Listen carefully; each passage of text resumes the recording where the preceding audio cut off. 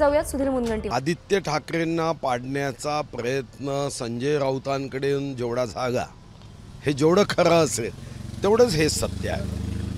माननीय उद्धव ठाकरेंना मुख्यमंत्री पदावरून हटवण्यासाठी संजय राऊत यांनी प्रयत्न केला हे जेवढं खरं असेल तेवढंच हे खरं आहे। खरं तर खोटं बोलण्याची सुद्धा एक मर्यादा असते, पण दुर्दैवाने ही सवय आता व्यसनामध्ये बदलली आहे। रोज उठायचं खोटं बघायचं। माननीय गडकरी साहेब हे देशामध्ये सर्वमान्य नेतृत्व ज्यांचं सर्वांना मान्य आहे असा नेता आहे। कोणत्याही पक्षाचा खासदार असेल, आपण बघितलं की जेव्हा माननीय गडकरींनी एका प्रस्तावावर भाषण दिलं 64 खासदारांनी विविध पक्षाच्या त्यावर आपली प्रतिक्रिया दिली, भाषण केलं। सर्व खासदारांनी संसदेमध्ये त्यांचं कौतुक केलं। मुदई लाख बुरा चाहे तो क्या होता है वही होता है जो जनता को मंजूर होता है। आता गडकरींच्या पाठीशी मोदीजी आहे म्हणूनच हे गडकरी करू शकले। गडकरींच्या पाठीशी अमितभाई आहे म्हणूनच हे गडकरीजी करू शकले। अन्यथा रस्ते असेल, पायाभूत सुविधा याला पैसे लागतील की नाही, बजेटमध्ये तरतूद लागेल की नाही, आणि म्हणून हा पूर्णपणे निराधार आरोप आहे। एकदा जर तुम्हाला टीव्ही चॅनलवर रोज दिसायची सवय लागली, वर्तमानपत्रामध्ये रोज आपला फोटो किंवा बातमी यावी हे जर व्यसन जडलं तर असे आरोप साधारणतः होत असतात। या आरोपामध्ये काहीही तथ्य नाही।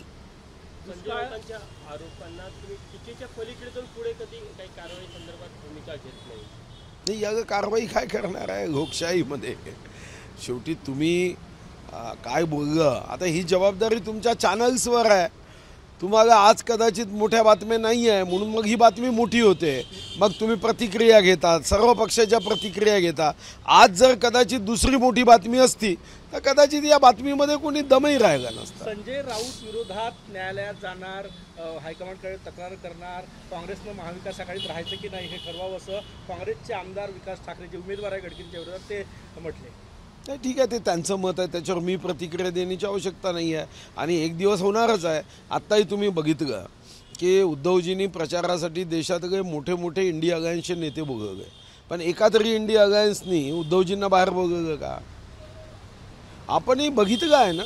त्यामुळे उद्धवजींनी या आयुष्यातली फार मोठी चूक केली।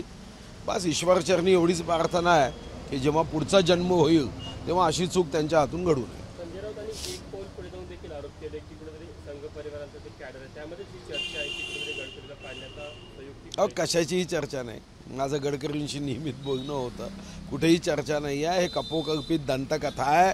आपण कधी बागभारतीमध्ये पाहिलं होतं, झाडाचं पान पडग्यावर ते एक जसं पिल्लू, आता आकाश पडगं, आकाशाचा तुकडा पडगा, बस हेच त्यांच्यातच एक रूप आहे। तर सुधीर मुनगंटीवार यांनी संजय राऊत यांच्यावरती टीका केलेली आहे। गडकरी हे सर्वपक्षीय आणि देशव्यापी नेते आहेत, त्यामुळे त्यांच्यासाठी अशा प्रकारचं कारस्थान भाजपमध्ये होणार नाही असं सुधीर मुनगंटीवार म्हणाले।